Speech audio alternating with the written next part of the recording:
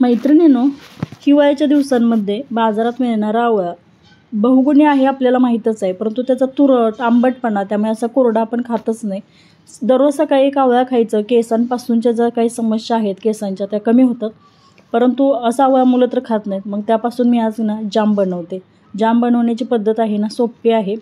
त्यासाठी मी 250 ग्राम आवळे घेतलेले आहेत, ते शिजवून घेतले. किती मिनटासाठी वाफवून घेतलेले तर साधारणतः 20 ते 25 मिनटं ते वाफवून घेतले. आवळे ज्यावेळी आपण वाफवून घेतो त्यावेळी त्यातील जो तुरटपणा आहे तो कमी होतो आणि आपल्याला यातल्या बिया आहेत अलगद साईडला काढता येतात. आंबट गोड चवीचा जो जाम आहे तो मुलं आवडीने खातात. असं बनवून ठेवलं तो वर्षभर टिकणारा जाम आहे. मी जास्त प्रमाणात पण बनवणार आहे, तो व्हिडिओ पण तुमच्याबरोबर शेअर करते. आज 250 ग्रामचाच बनवते आणि चला म्हटलं त्यासाठी किती 200 ग्राम गूळ घ्यायचा आहे. सर्व बिया साईडला काढलेल्या आहेत बघा, बिया मी साईडला काढलेत. आणि वजनी प्रमाण जर म्हटलं तर 250 ग्राम जर तुम्ही आवळे घेतले तर त्यासाठी गुळाचं प्रमाण जे आहे ते 200 ग्राम घ्यायचं. आणि झटपट होणारा पदार्थ आहे बघा, जास्त वेळही लागत नाही. मिक्सरच्या भांड्यात सुरुवातीला फिरवून घेतलं, जास्त बारीक करायचं नाही, कारण आपल्याला जाम बनवायचं तर थोडंसं रवाळचं असं बारीक करून घेतलेलं आहे. जास्त बारीक नाही फिरवलं, गूळ घालून थोडंसं फिरवते आणि याचा पाक बनवायचा आहे.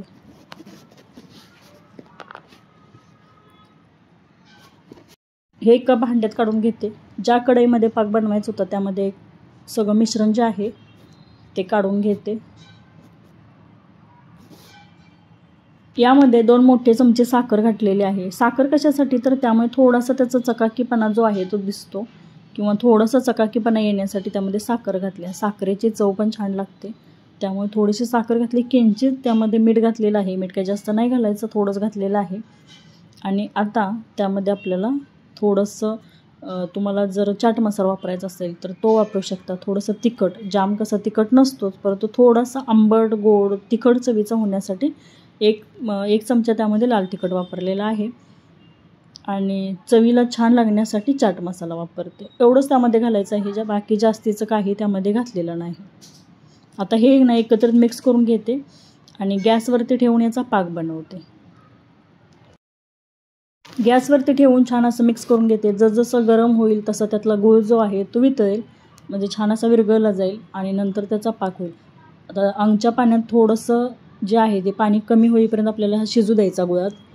आणि साधारणतः 10 ते 12 मिनटं मला लागलेली आहेत हा पाक करण्यासाठी. तर पाक कसा ओळखायचा, पाक जर कच्चा राहिला तरी हा खराब होतो बरं का. त्यामुळे पाक जो आहे तो व्यवस्थित झाला तर हा जास्त दिवसासाठी टिकतो. एकसारखं हलवत राहायचं आहे, म्हणजे तळाशी करपणार नाही. आणि गूळ छान असा विरघळलेला आहे, तरी पण छान असा कोरडा होईपर्यंत मी छान असं हलवून घेणार आहे. हे बघा, मिडियम फ्लेमवरती हे छान असं करून घ्यायचं. पूर्णपणे ज्यावेळी कोरडा होतो तो चमच्यात ज्यावेळी मिश्रण आपण घेतो ते चमच्याला तसं चिटकून राहतं, त्यावेळी आपला पाक झाला असं म्हणायचं. पाक ओळखण्याची ट्रिक तुम्हाला सांगितलेली आहे. आणि हे बघा, छानपैकी मिश्रण कोरडं झालेलं आहे. आणि अशा पद्धतीने चेक केलं तर ते थोडंसं खाली पडतं, म्हणजे आणखी आपल्याला थोडंसं गरम करायची गरज आहे. इथे आता आपल्याला गॅस बंद करायचा आहे. हे बघा, तुम्हाला मी दाखवते.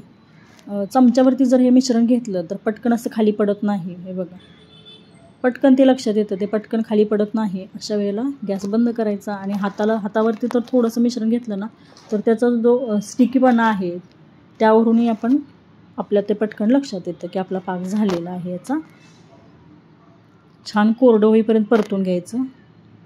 पूर्णपणे त्यामध्ये पाणी जर राहिलं तर ते खराब होतं. हे बघा, पटकन ते मिश्रण खाली पडत नाही. अशा पद्धतीने आता पाक बनवायचा. आपला पाक झालेला आहे. इथे गॅस बंद केलेला आहे. हे थंड होऊ द्यायचं आणि एखाद्या काचेच्या भरणीत जर भरून ठेवलं तर ते खराब होत नाही. हवाबंद एखाद्या भरणीमध्ये भरून ठेवा, किंवा फ्रीजमध्ये जर ठेवला तर वर्षानुवर्ष राहतो. आणि किंवा तुम्ही ह्याच्या लहान लहान गोळ्या जर बनवल्या आणि साखरेत थोड्याशा पिठी साखरेत त्या घोळवून जर ठेवल्या डब्यात एखादा, तरी ते मुलं आवडीने खातात. परंतु मला जाम बनवायचं होतं म्हणून मी हे काचेच्या डब्यात ट्रान्सफर करून घेतले बघा मिश्रण, आणि नंतर फ्रीजमध्ये ठेवणार आहे. मग तुम्हाला हव्या त्या शेपमध्ये तुम्ही कट करून किंवा असंही खाऊ शकता. खूप छान असं चवीला लागतो बघा. आणि हे बघा, दिसायला जितका सुरेख दिसतोय तितकाच आंबट गोड आणि तिखट चवीचा जाम तयार झालेला आहे मैत्रिणींनो. झटपट होतोय, कमी वेळामध्ये होणारा असा जाम. हा व्हिडिओ कसा वाटला मला कमेंट करून नक्की सांगा.